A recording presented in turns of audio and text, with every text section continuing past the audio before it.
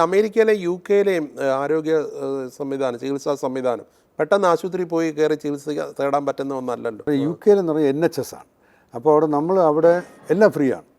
അവിടെ പൈസ കൊടുക്കണ്ട ചികിത്സയ്ക്ക്. സ്വകാര്യ മേഖല ചെറുതായിട്ട് വളർന്നു വരുന്നു. അപ്പോൾ ഗവൺമെൻറ് ചികിത്സ കൊടുക്കും. പക്ഷേ അതിൻ്റെ പ്രശ്നം എന്ന് പറഞ്ഞാൽ ക്യൂ ആണ്. നമ്മുടെ ഇൻകം ടാക്സ് വലിയ ശതമാനം, ഇപ്പോൾ 50% ടാക്സ് കൊടുക്കുന്നവരുണ്ട്. അപ്പോൾ അതിൽ നിന്ന് എടുത്ത് ചികിത്സ എല്ലാം കൊടുക്കും. അവിടുത്തെ എല്ലാം നമ്മുടെ ഇവിടുത്തെ പോലെയല്ല. നമ്മൾ ടാക്സ് വാങ്ങിച്ചിട്ട് പാലവും കെട്ടൂല, ആശുപത്രിയും കെട്ടൂല എന്നുള്ള പ്രശ്നമുണ്ട്.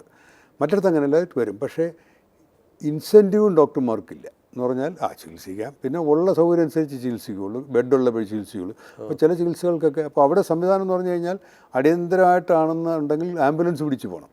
സൗജന്യ ചികിത്സ യു.കെയിലുള്ളപ്പോൾ ഡിലേ ഭയങ്കരമാണ്. കാനഡയിൽ ഇത് തന്നെയാണ്. കാനഡയിൽ അമേരിക്ക അങ്ങനെ ചികിത്സ പെട്ടെന്ന് നടക്കും, പക്ഷേ പൈസ വേണം, ഭയങ്കര കോസ്റ്റ്ലി. ഇൻഷുറൻസ് വേണം. ഇൻഷുറൻസ് ഇല്ലാത്ത ജനം 10-15% അവിടെ ഉണ്ട്. അവരുടെ കാര്യം വളരെ ദയനീയമാണ്. എങ്ങനെയും ഇൻഷുറൻസ് എടുക്കാമെന്ന്, ജോലിക്ക് പലരും പോകണതിന് ഇൻഷുറൻസ് കമ്പനിയിൽ നിന്ന് കിട്ടാനായിട്ട്. പക്ഷേ ചികിത്സയുടെ ക്വാളിറ്റിയും അല്ലെങ്കിൽ പെട്ടെന്ന് ചികിത്സ കിട്ടും. യു.കെയിലാണ് താമസം വരുന്നത്, കാനഡയിലും. ഇവിടെ ചികിത്സ കിട്ടും, പക്ഷേ നമ്മുടെ പോക്കറ്റ് കയറിപ്പോയി ഇൻഷുറൻസ് ഇല്ലെങ്കിൽ. ഇൻഷുറൻസ് കൊടുക്കണമെങ്കിൽ അത് നല്ല പൈസ വേണം.